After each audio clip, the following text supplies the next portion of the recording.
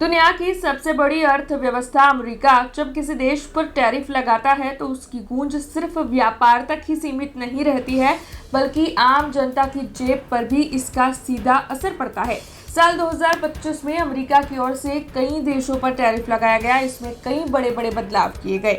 तब इसमें सबसे बड़ा सवाल यही उभर कर सामने आ रहा है कि आखिर इस लिस्ट में भारत देश जो है वो कौन से पायदान पर खड़ा है। इसी बारे में आज हम बात करने वाले हैं, लेकिन उससे पहले बीआरजी न्यूज में आप सभी का स्वागत है। अमेरिका ने साल 2025 में एक नई टैरिफ नीति लागू की, जिसके तहत लगभग सभी देशों पर 10% का बेसलाइन टैरिफ तय किया गया, जिसका मतलब ये है कि कोई भी देश अमेरिका को जो सामान निर्यात करता है उस पर कम से कम 10% शुल्क जरूर लगेगा। हालांकि कुछ देशों पर यह शुल्क इससे कहीं ज्यादा है। ये दरें अमेरिका और संबंधित देश के बीच व्यापार घाटे, व्यापार नियमों और द्विपक्षीय रिश्तों को देखते हुए तय की गई है।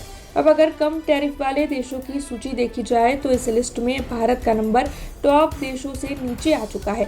अब 18% टैरिफ का मतलब है कि भारत से अमेरिका जाने वाले सामान वहां पहले के मुकाबले सस्ता पड़ेगा। हालांकि पहले की तुलना में टैरिफ घटाया जाना ये संकेत देता है कि दोनों देशों के बीच बातचीत और संतुलन बनाने की कोशिश जारी है। हालांकि अमेरिका टैरिफ बढ़ाता क्यों है? इसका जवाब ये है कि अमेरिका अक्सर घरेलू उद्योगों को बचाने के लिए टैरिफ बढ़ाता है।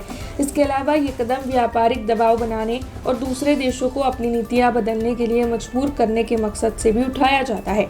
हालांकि विशेषज्ञ मानते हैं कि लंबे वक्त में ज्यादा टैरिफ से वैश्विक व्यापार महंगा होता है और देशों के बीच तनाव भी बढ़ सकता है।